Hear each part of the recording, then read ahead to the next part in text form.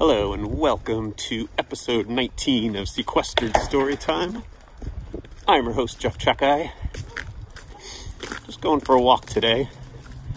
Snow is melting kind of all around me, so I might get hit on the head with some falling snow. Today we got some great stuff, as always. We'll be learning where people got ice cubes before refrigeration. We'll be watching a video about love. And we'll even be learning about Groundhog's Day, I think. My glasses are steaming up. So let's get started.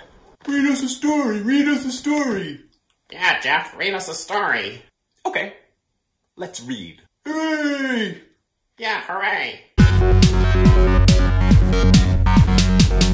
Today I'm going to be reading a book from 1862, and it's called Cock Robin. Specifically, it's Uncle Frank's series, Cock Robin. Who's Uncle Frank? That's him right on the cover of the book. He looks kind of creepy. Yeah, but look, the kids look so happy. He must be reading them a nice children's story. And like I said, it was published in 1862, and I got this copy of the book from the Baldwin Library of Historical Children's Literature. And that is located on the University of Florida Digital Collections website. So you could check it out there.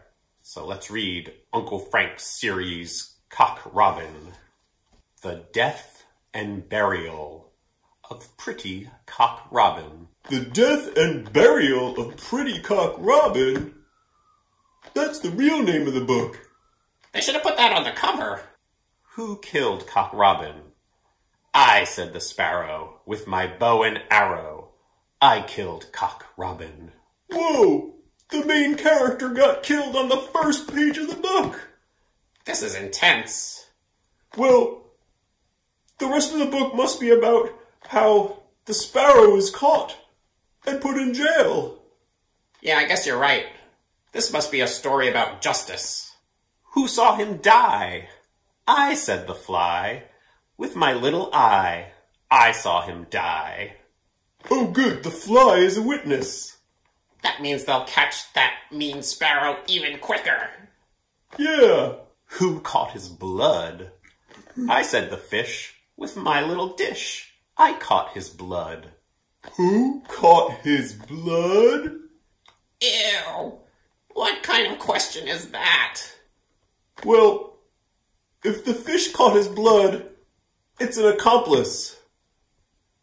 Better arrest that fish, too. Who'll dig his grave?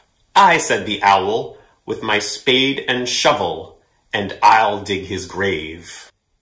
Dig his grave? This is a sad book. Who will be the parson? I, said the rook, with my little book, and I'll be the parson. That poor Robin.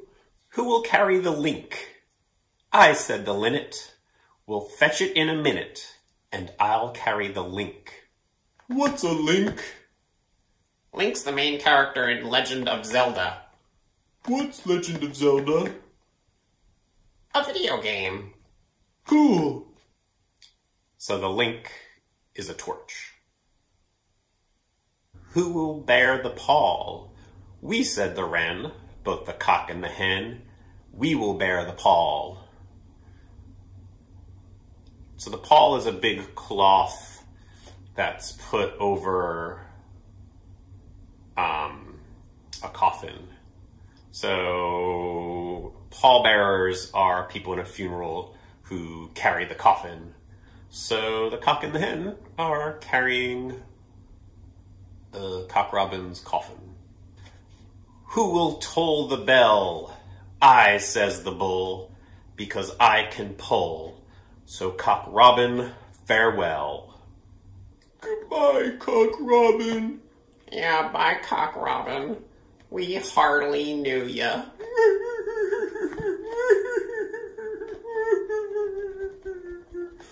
And that's the Uncle Frank series, Cock Robin, published in 1862.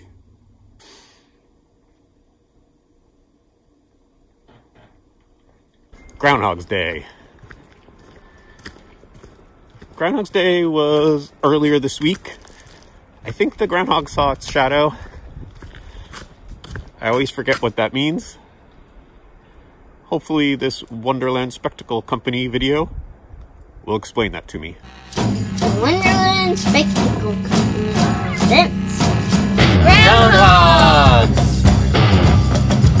Today we're celebrating Groundhog's Day with Ms. G, who lived at Mass Audubon's Drumlin Farm in Lincoln.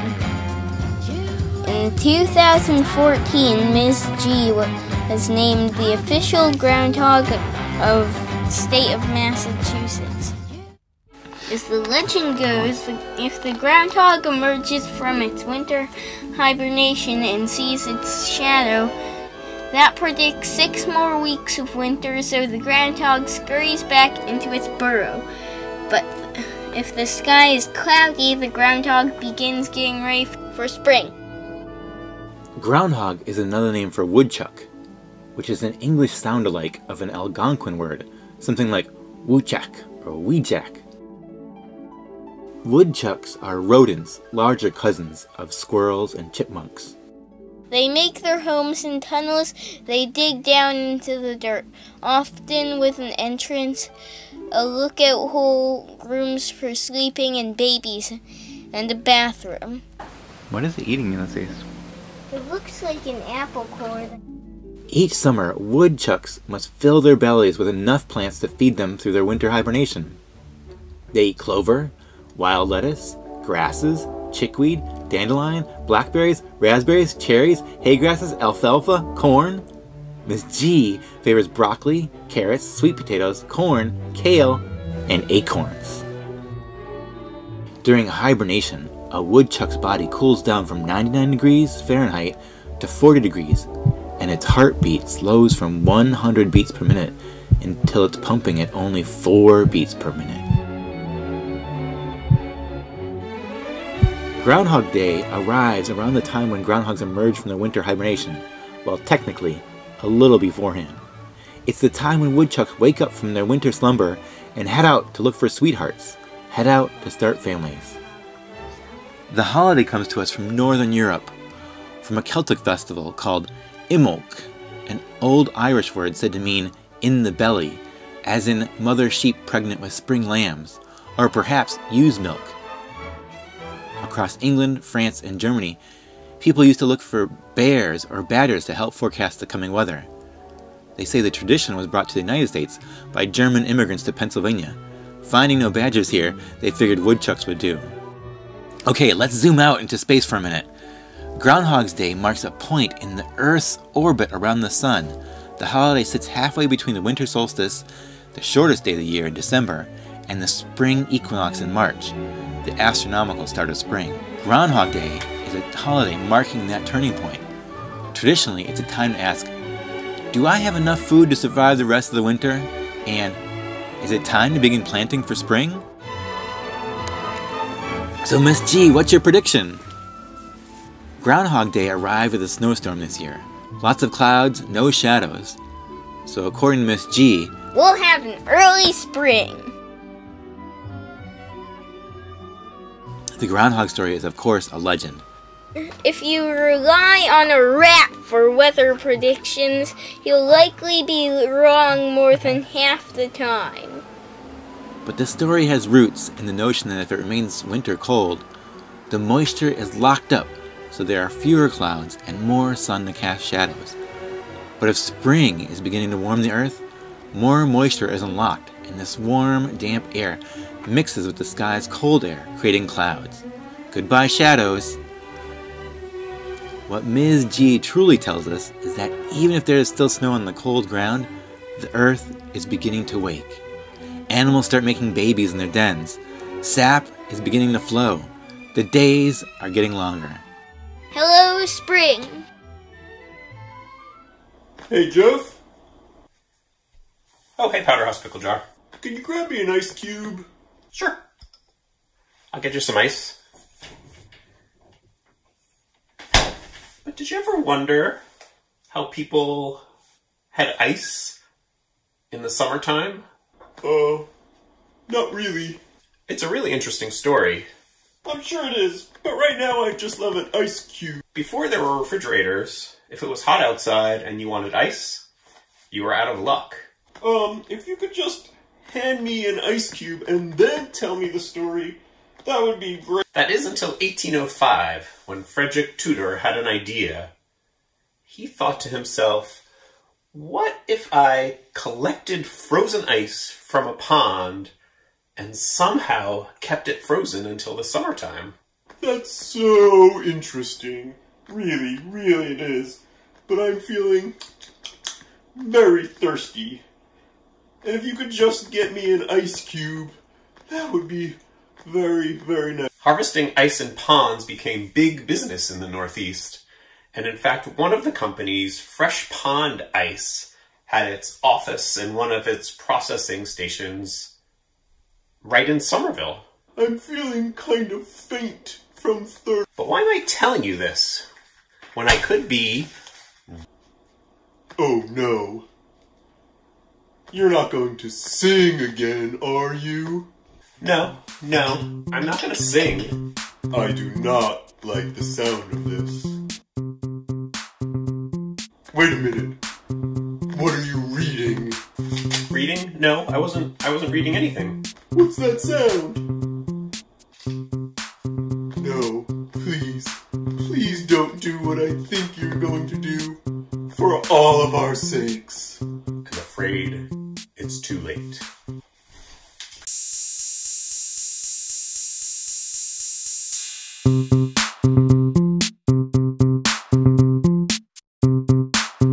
Yo, Sequestered Storytime. Let's freeze it. Ice, ice, harvest. Ice, ice, harvest. In 1805, a bloke named Fred had an idea pop in his head. Frederick Tudor, he had a thought to sell people ice even when it's hot. But where to get ice in the summer heat? Fred would not admit defeat. I'll harvest ice from a frozen lake. Store it till summer and money I'll make. Ice, ice, harvest. Ice, ice, harvest. People laughed and thought it daft to try to sell ice and make cool cash. But Tudor, he didn't give up. He bought a ship and filled it up with blocks of ice cut from a pond. He then set sail for the great beyond. He shipped his ice to Martinique, but his technique he'd need to tweak. For when his boat pulled in the bay, most of the ice had melted away. Ice, ice, harvest. Ice, ice, harvest. But he worked and worked and worked some more. Soon as I shipped around the world, and soon the people they did sing. Frederick Tudor is the Ice King. Fresh Pond Ice was another crew, founded in 1882. Cambridge was their very first home, but soon they needed more ice and so expanded up to New Hampshire. It was colder there, and you can be sure they loaded up trains and then they chilled and shipped the ice to Somerville. Ice, ice, harvest. Ice, ice, harvest. Eventually, people no longer needed ice cut from a frozen pond. They could just make it in their fancy electric refrigerator. The ice companies went out of business and ice harvesting was done. Today, at the location of Fresh Pond Ice in Somerville, you can find a carpet and flooring store and an excellent art gallery and studio space. Word to your pickle jar. Ice, ice, harvest. Ice, ice, harvest. Ice, ice, harvest. Ice, ice, harvest.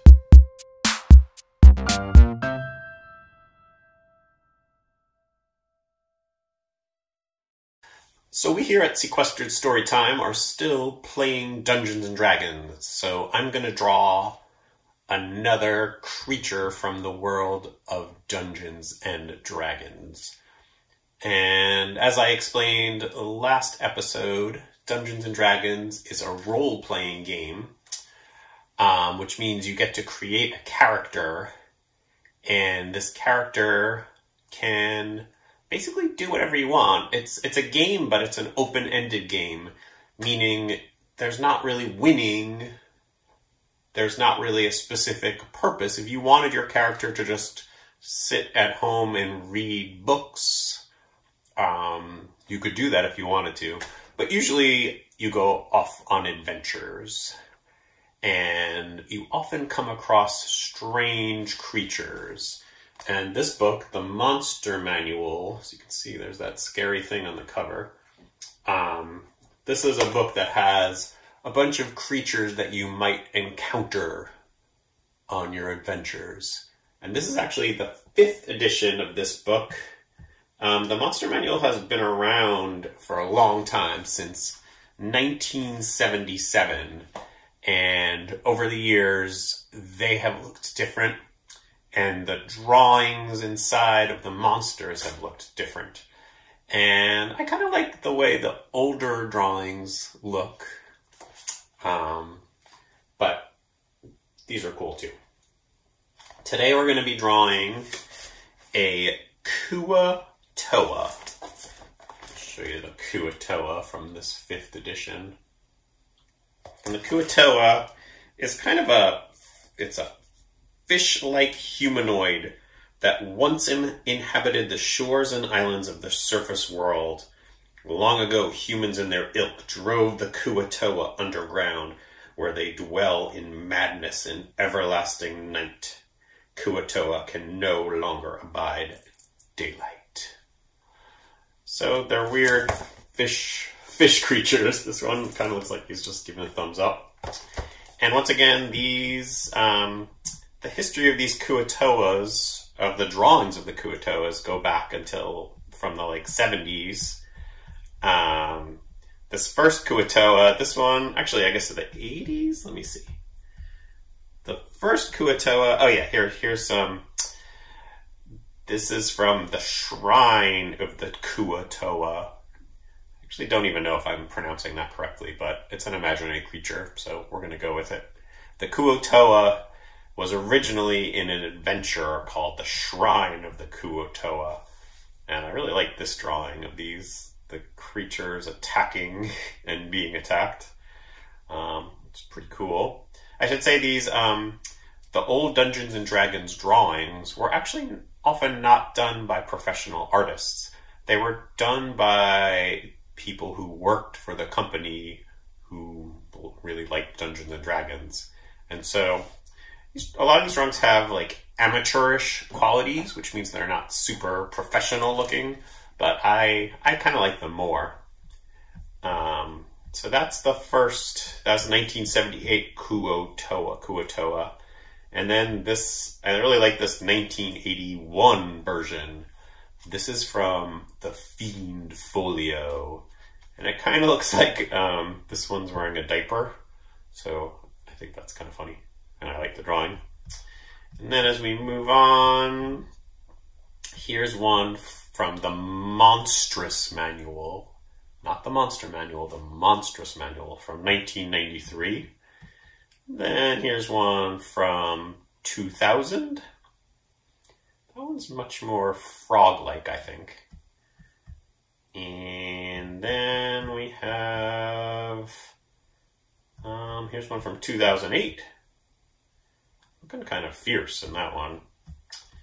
And then we get to the one we have today. Anyway, let's draw a Kuo-toa.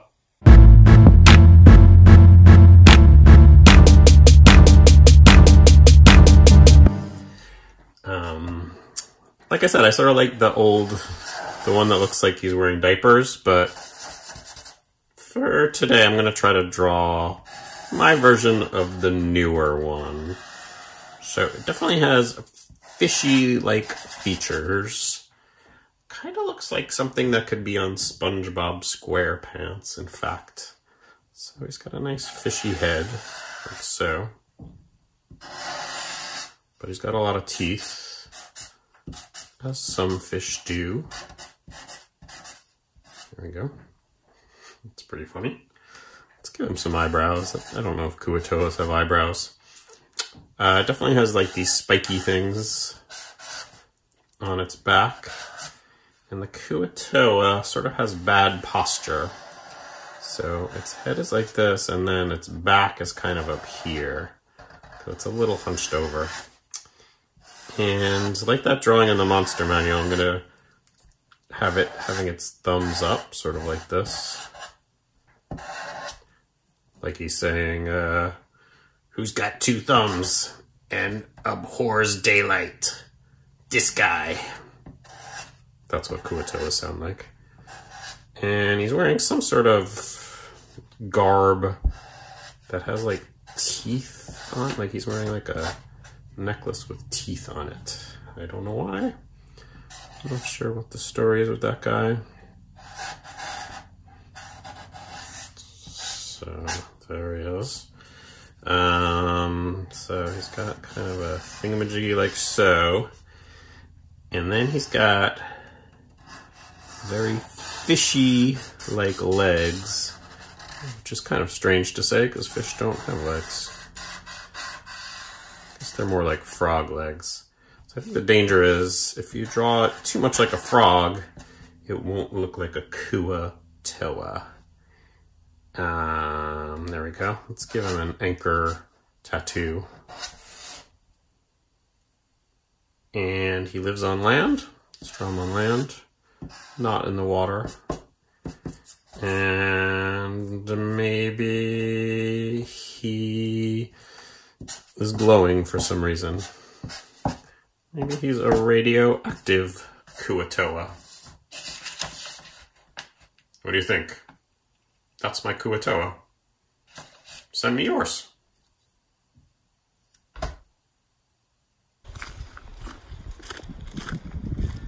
Valentine's Day is coming up in a little bit, so I thought we'd watch a video about love. Okay?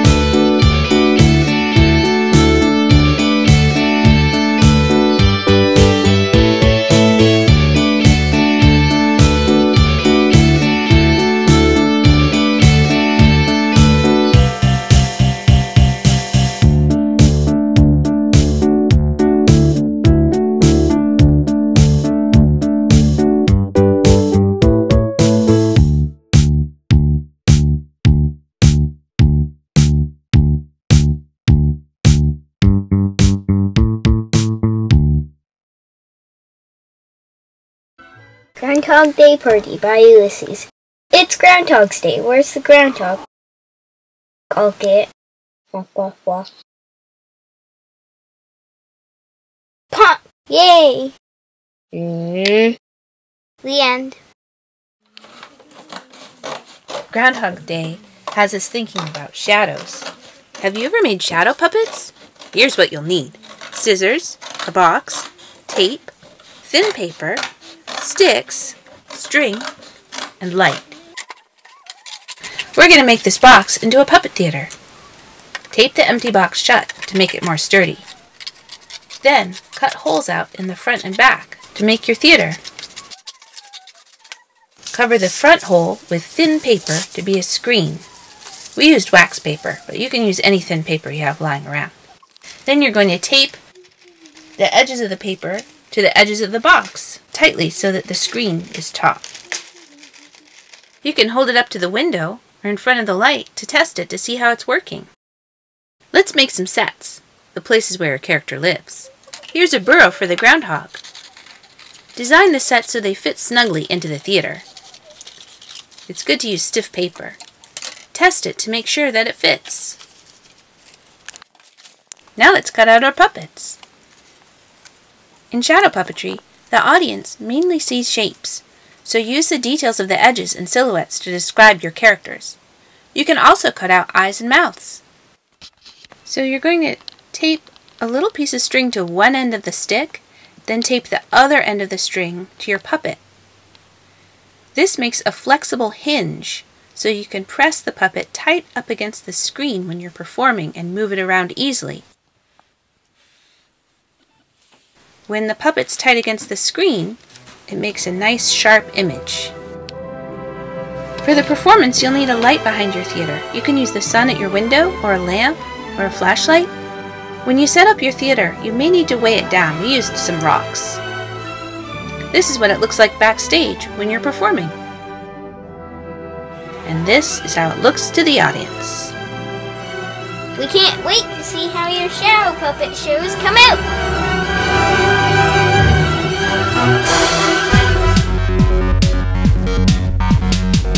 Okay, we're going to read another book about Cock Robin. Cock Robin? I thought he was dead.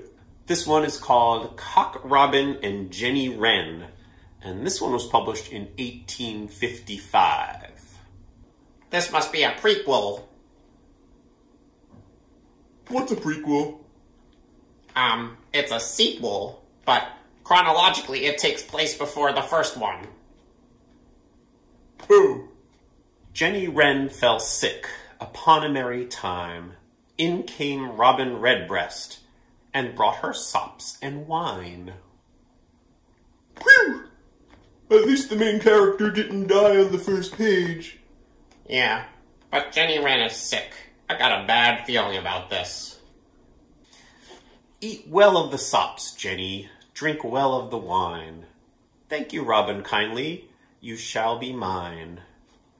Then Jenny she got well, and stood upon her feet, and told Robin plainly she loved him not a bit. Huh, you were wrong. She got better. Yeah, you're right. Jenny Wren got better. It's kind of mean that she tells the Robin that she doesn't love him. Yeah, but what you gonna do? Robin, being angry, hopped upon a twig, saying, "Out on you, fie on you, bold-faced jig."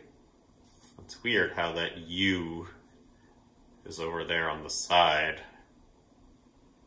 I don't know why they did that.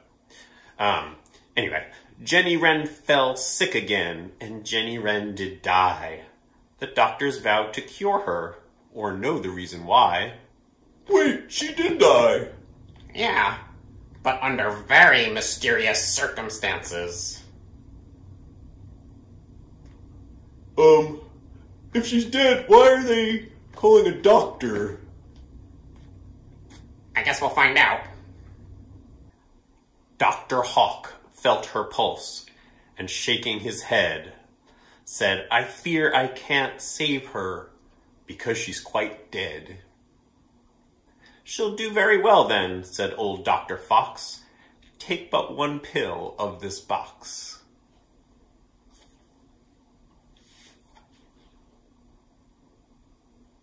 With hartshorn in hand. What's hartshorn? I don't know. Let me go look it up. It's the ground up antlers of a red deer. Oh. Ew. Came Dr. Tom Tit, saying, "Really good, sirs, 'tis only a fit." "You're right, Dr. Tit, you need not doubt it, but death's such a fit, folks seldom get out of it." Dr. Cat says, "Indeed, I don't think she's dead. I believe if I try, she may yet be bled." "I think, Puss, you're foolish," then said Dr. Goose, "for to bleed a dead wren can be of no use." This book's really confusing. Yeah, at least in the other book we knew who killed Cock Robin. Dr. Owl then declared that the cause of her death he really believed was for want of more, and then breath is up there, which is kind of weird. "Indeed, Dr. Owl, you are much in the right. You might as well have said that day is not night." Want of more what? Beats me. Says Robin, "Get out of your..." Says Robin, "Get out, you're a set of quacks, or I'll lay this stick upon your backs." So Robin began to bang them about. They stayed for no fees, but were glad to get out. Then Robin longed for Jenny Greaves. At last he covered her with leaves. Yet near the place a mournful lay, for Jenny Wren sings every day. Wait, so is the robin sad? Or did he kill her? This is confusing. And if Jenny Wren is dead, how does she sing every day? Oh, I don't know. And that's Cock Robin and Jenny Wren, published in 1855. That's the end? That's the end? You must be kidding me. We didn't like this book very much, Jeff. Yeah. Bye. That's it. Another episode of Sequestered Storytime. All done. This pandemic's been going on for what, like 11 months now? I'm still trying to figure out not to have my glasses steam up. If y'all have any tips on that, send it my way. I'll see you soon.